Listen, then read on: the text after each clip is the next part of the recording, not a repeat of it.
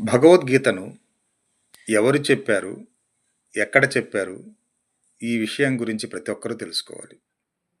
భగవద్గీత ప్రపంచంలో అత్యంత గొప్ప ఆధ్యాత్మిక గ్రంథాల్లో ఒకటి.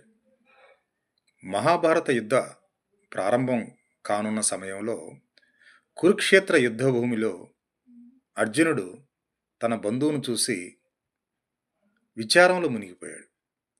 అప్పుడు శ్రీకృష్ణ పరమాత్మ అర్జునుడికి ధర్మం, కర్తవ్యం, జీవితం యొక్క పరమార్థాన్ని బోధించారు.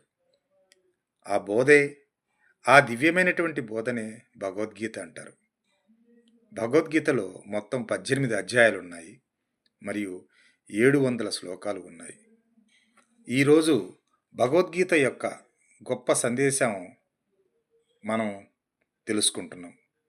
నీ కర్తవ్యాన్ని నిజాయితీగా చేయి, ఫలితం గురించి అధికంగా ఆందోళన చెందకు.